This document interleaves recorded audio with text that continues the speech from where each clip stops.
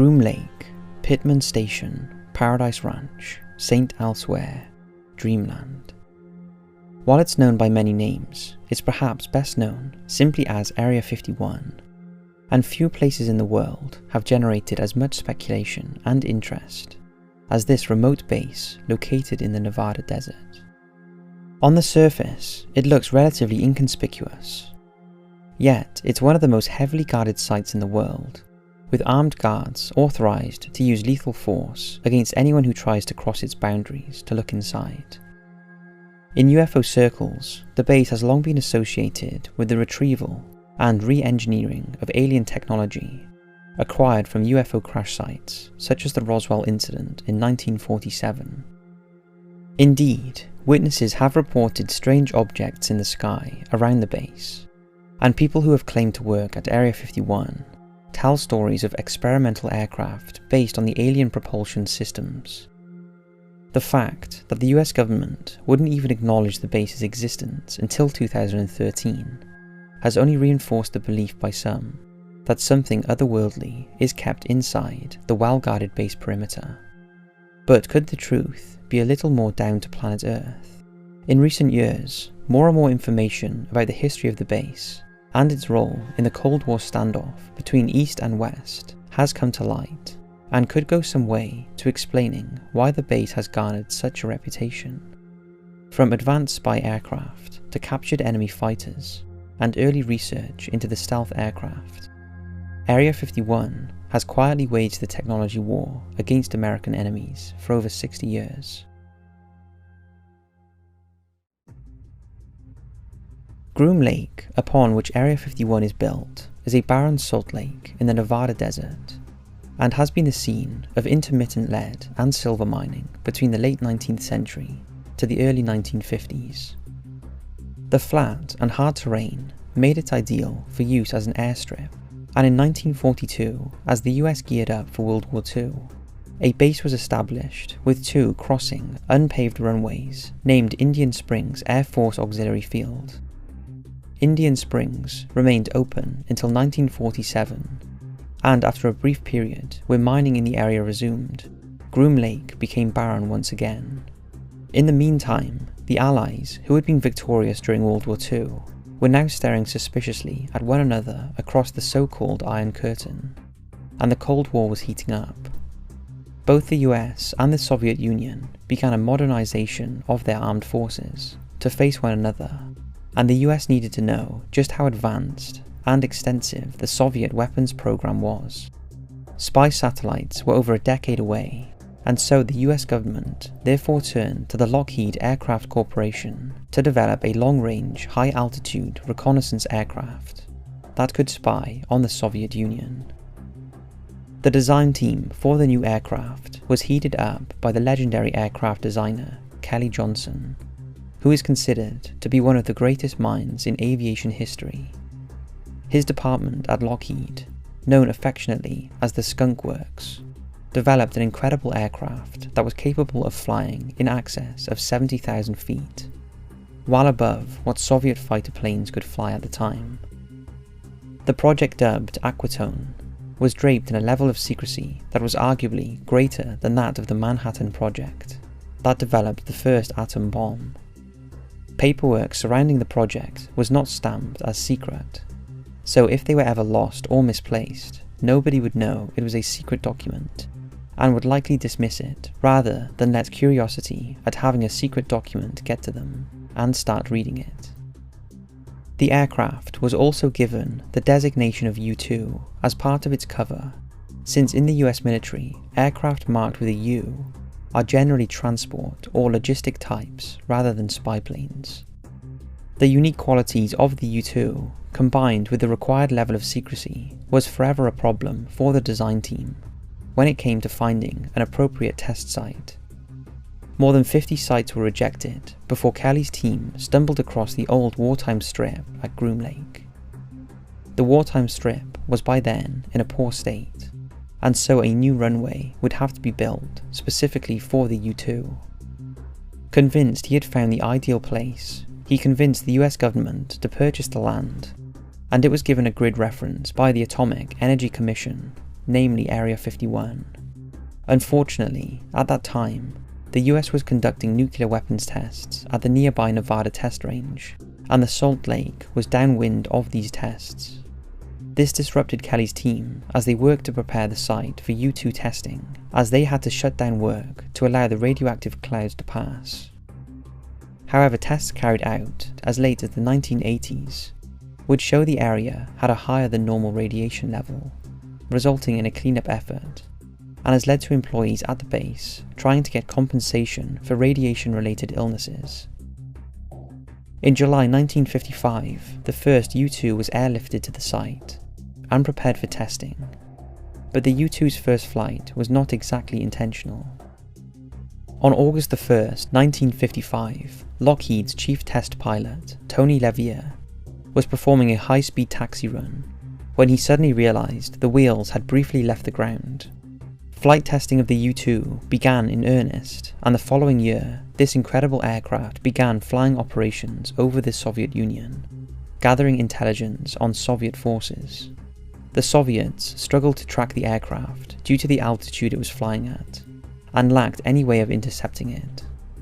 The US also used the U-2 to spy on British, French, and Israeli forces, engaged in the ill-conceived Suez War against Egypt in October 1956. British pilots would later arrive at Area 51 for training to fly the U-2 themselves, on behalf of the American and British intelligence services. Despite the success of the U-2 in its early operations, it was clear to all that it was only a matter of time before the Soviets developed technology to counter it. As such, research began at Area 51 under Project Rainbow to develop radar absorbent material, or RAM, which could be affixed to the aircraft's fuselage. As the name suggests, this material was designed to prevent radar beams from bouncing back to the ground station and revealing the aircraft's position by absorbing them into the aircraft's body. However, the U-2 could not be made entirely invisible to radar, and this was proven on May 1st, 1960, when a U-2 flown by Francis Gary Powers was shot down over the Soviet Union. A second U-2 was shot down over Cuba during the Cuban Missile Crisis in 1962. In order to keep gathering intelligence on the Soviets and their client states such as North Vietnam and China, a new aircraft was developed that could fly higher and faster than anything the Soviets had, and Area 51 was again at the forefront of the test program. Developed again by Kelly Johnson under Project Oxcart, the new aircraft was designated as the A-12, repeating the misinformation trick they had done with the U-2, since A refers to attack aircraft. The A-12 was assembled and flown for its first time from Area 51 on April 25, 1962. Curiously, like its predecessor, the A-12's first flight was accidental, taking place during what should have just been a ground run. Looking more like one of the wonder machines that Area 51 is famous for, the A-12 was capable of over 3 times the speed of sound, and could fly even higher than the U-2. The enormous stresses this flight regime imposed on the aircraft were such that the only material the aircraft could be realistically constructed with was titanium. But in the early 1960s, the only reliable source for titanium was the Soviet Union, and it was unlikely that they would be willing to sell it to the US for use in their newest spy plane. Therefore, the CIA created a string of fake foreign companies to purchase the titanium from Soviet manufacturers, and then secretly transported it back to the US for use in building the A-12. As well as having astonishing performance, the A-12 was also the first aircraft designed to evade radar.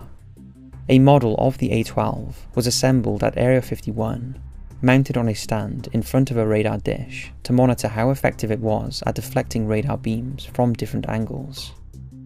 While not a true stealth aircraft, the A-12 was an exceptionally difficult aircraft to detect. During its lifetime, the A-12 flew missions over North Korea and then over Vietnam during the Vietnam War.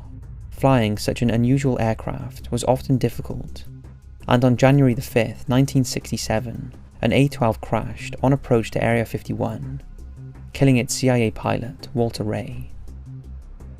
the A-12 was withdrawn from services in 1968, but was replaced by the SR-71 Blackbird, a development of the A-12 that incorporated all the experience gained in the testing at Area 51.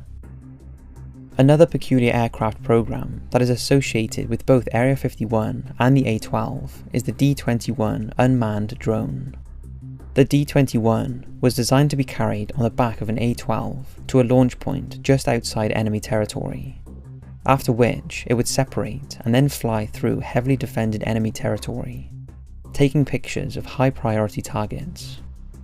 The photographic film would then be ejected over the ocean for retrieval, while the D-21 itself would self-destruct. The D-21 was not a success, and its intended role was carried out by the first generation of spy satellites, but it did help pave the way for modern drones. Indeed, spy satellites were a growing problem for Area 51 in the 60s, since they threatened to finally break through the base's once airtight veil of secrecy. The U-2 and SR-71 were therefore tasked with photographing the base from high altitude to assess just what Soviet satellites could see, and work out how best they could conceal operations whenever one went above the base. But it wasn't only American aircraft that were tested at the secret base. In the skies over Korea in the early 1950s, and then again over Vietnam in 1960s, the US Air Force and US Navy began to realise that although technologically inferior to their own sophisticated warplanes, Soviet-supplied fighters were still highly capable in combat. In Vietnam especially, US fighters put up a poor showing against the primitive North Vietnamese aircraft, and so the USAF, US Navy and CIA worked to unlock the secrets of these aircraft and develop tactics against them. For that, they needed to get hold of these aircraft for evaluation, especially the new MiG-21. During the early 1960s, the Israeli Mossad intelligence service undertook Operation Diamond in order to recruit an Iraqi pilot to defect to Israel in the MiG-21. On August 16, 1966, Iraq pilot Mimir Redfer flew his MiG-21 to Israel, and the following year the Israelis loaned the aircraft to the US to evaluate. The aircraft operated out of Area 51 and was given a phony US designation to disguise its identity on official documentation. Under the Have Donut program, the aircraft was used in simulated dogfights against every major American combat aircraft to work out its strengths and weaknesses. These tests led to the US Navy establishing the Top Gun training school, based partly on the experience gained during the evaluation. Area 51 would also see the newer MiG-23 arrive later for similar trials. In the 1970s, Area 51 was the site of testing of yet another radically new aircraft, built on the research to make both the U-2 and A-12 difficult to detect on radar. Now work began on developing an aircraft that was truly invisible to radar. In 1975, Lockheed Skunk Works was awarded a contract to build 2 technology demonstrators that were intended to prove the concept could work. The 2 aircraft, built under Project Have-Blue, were completed by Lockheed and flown for the first time from Area 51 on December 1, 1977. These 2 aircraft would pave the way for the F-117 Nighthawk stealth aircraft that became operational in the early 1980s and would be used to spectacular effect in the 1991 Gulf War, striking targets deep inside Iraq with impunity. In recent years, it's been speculated that Area 51 continues to be used as a test base for advanced drone aircraft. However, the public perception of Area 51 remains heavily associated with UFOs, crashed extraterrestrial craft, and testing of alien technology. So why is this?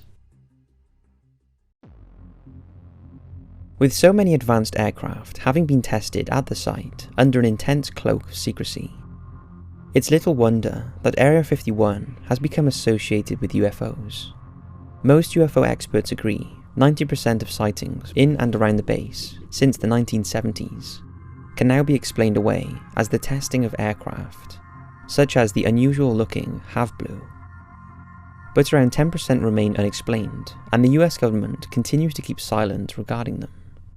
This has only served to fuel the many conspiracy theories over just what goes on there, even though there is often little evidence to support them. Some of the theories put forward the belief that the base has been involved in anti-gravity and even time travel experiments. Rumours of the development of stealth technology has also spurred on the idea that the base continued the work started by the Philadelphia experiment, in which a US Navy warship was supposedly made invisible for several seconds. Some even believe that with such a high level of secrecy, it was the perfect site with which to fake the moon landings.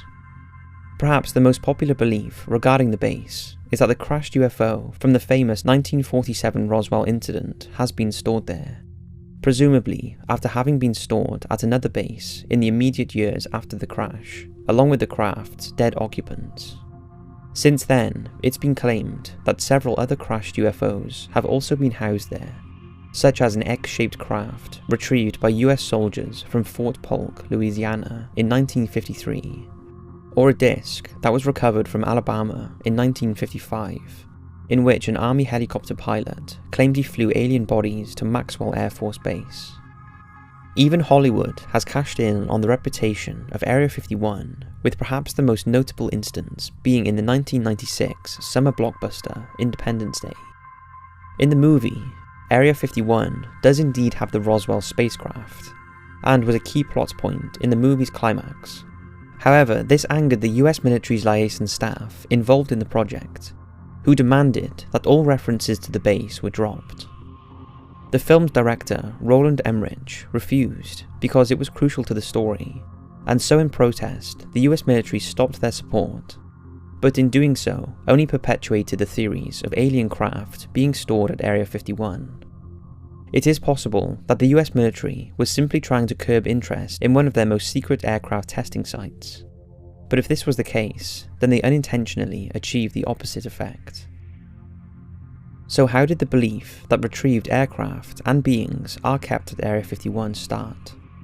While rumours to that effect have been whispered in UFO circles for many years, it's widely attributed to a man called Bob Lazar, who brought it to the wider public's attention after giving a startling interview in 1989 to a Las Vegas TV station. He stated that he was a former employee at the base and made some incredible claims as to just what activity had gone on there, and that there was an immense underground facility called S4, located just south of the above-ground facility. He said that he worked at S4 and was directly involved in the reverse engineering of several flying saucers that had been retrieved by the US government since the 1940s. He claimed that the engineers there were testing aircraft based on the alien technology, and that were propelled by manipulating gravity waves. This would seem to explain some of the sightings reported around the base of objects moving at very high speed, only to immediately change direction or come to a stop without slowing down, as a conventional aircraft would. In the 1989 interview, he added that the fuel for these craft was an as-then undiscovered element known simply as Element 115. This element was finally synthesized in Russia in 2003 and was named Moscovian, and is still the subject of research. He even provided detailed descriptions of what one of the alien craft was like inside, emphasizing that the chairs on which the aliens sat were quite small and unsuitable for adult humans. Perhaps his most startling claim, however, is seeing reports that aliens had been directly involved in human affairs for over 10,000 years. In the initial interview, Lazar had his identity concealed, but then later came forward and spoke openly about his experiences working at Area 51. When asked why he waived his anonymity, he responded by saying that it was in an effort to protect himself from the US government, who would no longer be able to silence him without encouraging unwanted interest in the goings-on at Area 51. Lazar's claims garnered a lot of media attention, but investigations into his past, especially his qualifications, failed to stand up to scrutiny, or so it seemed. He claimed he had studied at MIT and Caltech, and worked for Los Alamos National Laboratory, but reporters who checked up on this failed to find any evidence, and no one could remember him being at any of these places. However, further investigation revealed that a 1982 phone book from the Los Alamos Laboratory has Bob's name in clear view, A further finding added even more weight to Bob's claims.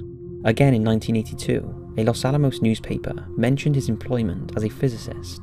Bob has stated, "Do people really think Los Alamos would have hired him straight out of school?" suggesting he of course studied at MIT and Caltech, because why else would Los Alamos have hired him as a physicist with no education?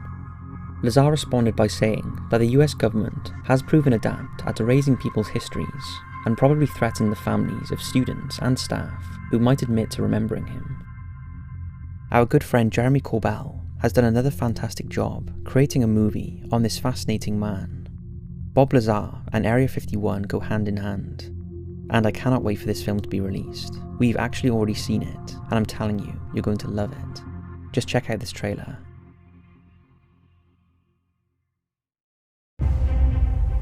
This story is extraordinary, especially if it's true. And it all started in the desert, just north of Las Vegas. A local scientist who's worked at Groom Lake said to be where top-secret weapons systems have been tested over the years. He has asked that his identity be shielded. Exactly what's going on up there? What's going on up there could be the most important event in history. Physical contact and proof from another system, another planet, another intelligence. What would happen to you if the government learned that you were giving us this information? He just wanted to stay alive. Maybe this has been kept from us for a good reason. Sir, how do we know you are who you say you are? My name's Bob Lazar. I'm known for working at a classified base and reverse engineered alien spacecraft. It went all over the world.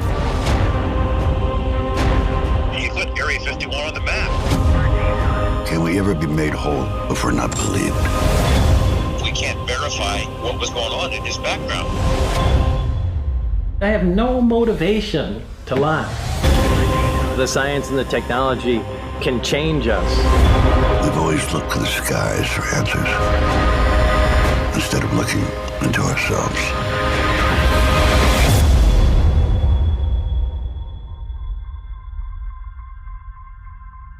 That's right, never before seen footage and interviews with the man himself. Whether you believe Bob Lazar's claims or not, this movie will absolutely get you thinking. It's out in early December, and you can pre-order it by clicking the link in the description. It really changed our mind on Lazar, and made me realise how significant he is in uncovering the truth behind secret government programs, like those possibly carried out at Area 51. Now, whether Lazar's claims are true or not, Bob has to be taken credit for bringing the story of Area 51 being home to crashed UFOs to the public's attention. But he is by no means the only person to have made such claims. Just a few years later, in 1996, Sky TV produced a documentary about Area 51, entitled Dreamland, as part of that summer's UFO craze, thanks to Independence Day's release. The producers interviewed a 71-year-old man who claimed to be a former mechanical engineer at Area 51, who had not only worked on alien technology, but actually interacted with an alien being, known only as J-Rod. The engineer claimed that his job was to build a simulator for US pilots to train to fly a disc-shaped craft under J-Rod's supervision. Less than a year later, on May the 23rd, 1997, radio DJ Art Bal was hosting his daily show when a man phoned in claiming to have worked at the S4 facility at Area 51. He only referred to himself as Victor and claimed he was the one who leaked a video commonly known as the Alien Interview, which allegedly took place at Area 51. The video has been debunked by most experts, and it is possible the man was trying to simply generate interest in it. But then on September the 11th of the same year, another man phoned in to Art Bal, claiming to be another Area 51 employee, and that not only were alien ships and beings being kept there, but that there was a frightening global alien conspiracy at work. The man was clearly dishevelled and terrified, growing more upset as the call went on, which made people believe that the man felt that there was a genuine threat to whomever was calling. But if that wasn't creepy enough, the radio broadcast suddenly went silent because of a mysterious malfunction to which Art Bal couldn't explain. This led people believing that the government was trying to silence the caller. On April the 28th, 1998, Art Bal spoke to another caller, claiming to be the frightened Area 51 employee. Only this time he was calm and collected, claiming the first call was a hoax. and part of a number of wacky characters he created to call into the show with. The man would only give his name as Brian, but while he admitted that this call was a hoax, he couldn't explain the interruption of the signal during the broadcast, and said that he went to bed that night freaked out that maybe he had gone too far and upset the wrong people. On September the 9th, 2014, almost 17 years to the day of the first call, comic book writer Brian Glass publicly admitted that he was behind both calls. However, some listeners to the broadcast have claimed that the second caller could not have been the same person as the first, because of the difference in the mannerism and tone, but Glass maintains he was responsible for both. The next significant figure to emerge in the story of Area 51 is Dr. Dan Burish. Burish was a noted psychology and biology academic, being the youngest person to ever be admitted to the Los Angeles Microscopical Society, and had links with Dr. Edward Teller, who was known to be linked to Bob Lazar.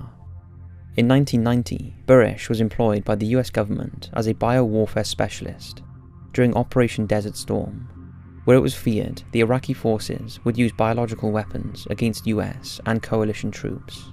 Burish claims that in 1994 he was offered a position at Area 51 to work on a project known as Aquarius. Having gained his security clearance, Burish said he flew to Area 51 from Las Vegas McCarran International Airport, aboard one of the so-called Janet Airlines Boeing 737s that provide transport services to employees of the base. He said that on the flight, the Neil Diamond song Coming to America was repeatedly played as part of an indoctrination to what they could expect there, as the song is about immigrants looking for a better life in the US. Only in this instance, the immigrants were aliens. After landing at Area 51, he was then transported to the huge underground S4 facility where Lazar had claimed he worked. Curiously, Burish said that one of the options available to getting to S4 was a military Mi-24 Hind D helicopter gunship. Before entering S4, Burish said that he had to undergo a vigorous security check to make sure that he was not carrying any hidden recording equipment. This included him stripping naked and having his body checked.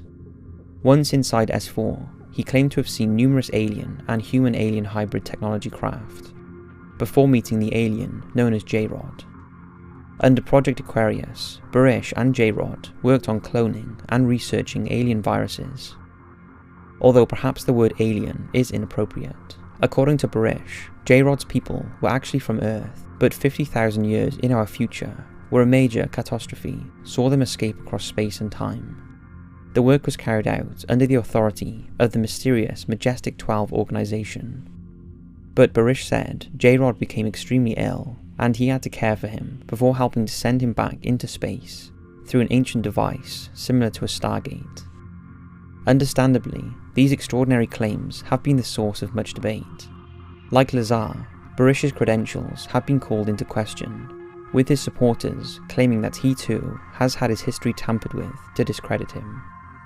Others claim that his story is little more than an amalgamation of previous stories, including ones that have been debunked. Some of his employment history seems to contradict his education claims, and he is known to have a history of financial difficulty, so would benefit from going public with such a story. Burish himself has even suffered physical attacks over his claims, but his supporters simply claim that the infamous Majestic 12 organization is succeeding in clouding the truth. But while both Lazar and Burish have been called into question regarding their authenticity, in recent years another person came forward to claim that he knew of the existence of alien beings and technology at Area 51, and he was far more difficult to discredit. His name was Paul Hellyer, and he was the Canadian Defence Minister between 1963 and 1967.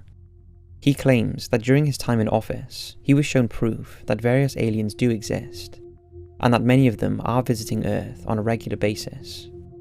Regarding Area 51, he has said that one of Canada's former Chief of Emergency Measures, although he has not yet named which one, was invited to tour the Area 51 facility and saw the retrieved UFOs. The Canadian official was also given a briefing on what to do should a UFO crash on Canadian soil.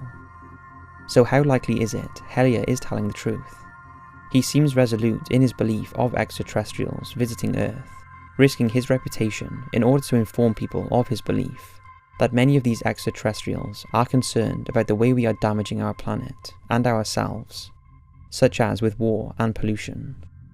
Also during the time he was in government, the US and Canada had extremely close defence links due to the Cold War, so it is possible that Canadian officials would have been invited to tour Area 51 or the S4 facility, if such a place exists, but until more witnesses come forward or documents are released corroborating the story, we only have his word.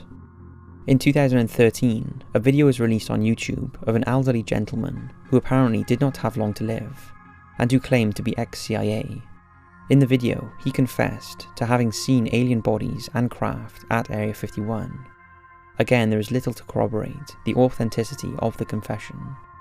Indeed, finding evidence of genuine UFO activity at Area 51 is especially difficult because of the level of security around the base.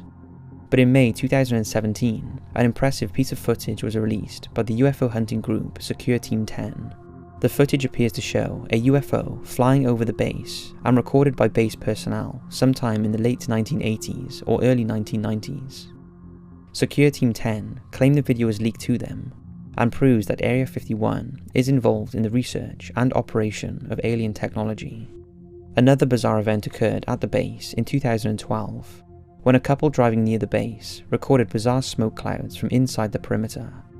They were unable to see what was causing the smoke, since it was emanating from behind a hill, parked on top of which was a security vehicle, making sure no one got too close.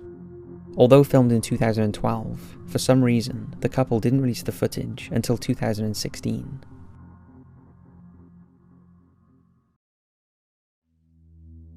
If we were to assume that at least some of the claims are true, and the base really is being used in the retrieval and reverse engineering of alien technology, is it possible that there are other such bases that carry out similar function?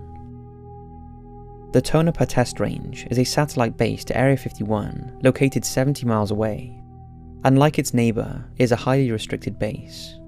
It's known that some of the captured MiGs were tested there, as was the F-117, but some speculate it has also been used to test captured alien technology. In the early 1980s, Albuquerque businessman Paul Benowitz claimed he started detecting radio emissions between alien spacecraft and a US military installation located in Dulce, New Mexico.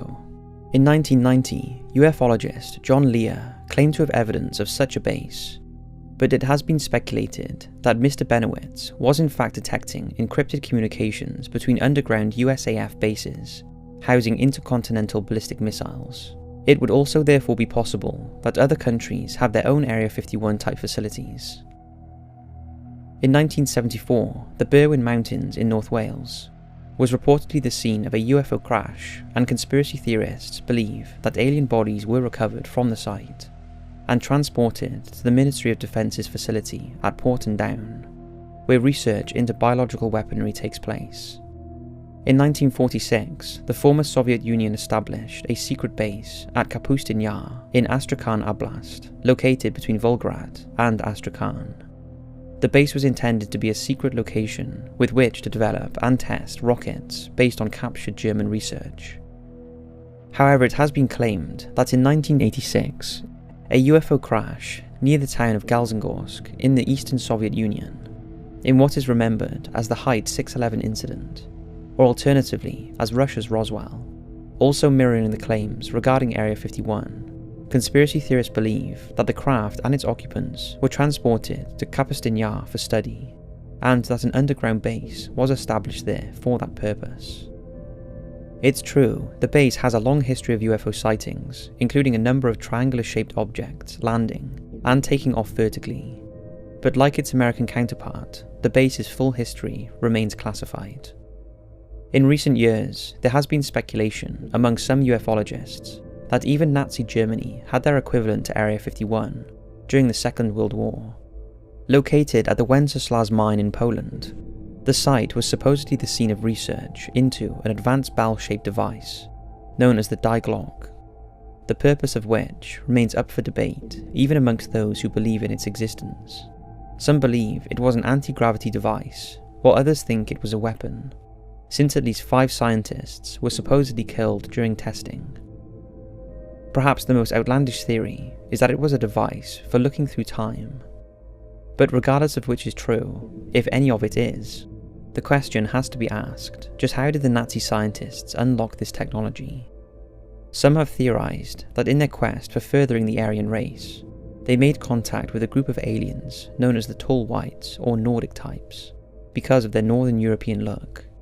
Some alien conspiracy theorists have put forward the idea that this group of aliens, who Barish claims is one of a number of aliens who developed on Earth in the future, like J-Rod species, gave the Nazis the technology necessary to start their research, but that the project was not complete before Nazi Germany fell to the Allies. They speculate that the Die Glocke was destroyed, while others claim it was smuggled to a South American country. For a base so shrouded in secrecy, it's easy to see how it can fuel the imagination, and until the base's full history is finally revealed, there will always be speculation, rumours, and unfortunately hoaxes. However, this aspect of the base's story should not overshadow the important role it has played in history, particularly the Cold War. Stories of alien technology aside, it's likely many new types of drone aircraft are being tested there, the sightings of which only further the base's association with UFOs. Commercial satellite imagery from sources such as Google Earth, taken over several years, reveal the base has actually expanded since the end of the Cold War, implying that it remains a key part of America's defense and intelligence operations. Whatever the truth of Area 51 is, this fascinating site still remains well guarded, and despite the US government finally acknowledging its existence, it's unlikely to give up all of its secrets anytime soon, meaning it truly does earn the name Dreamland.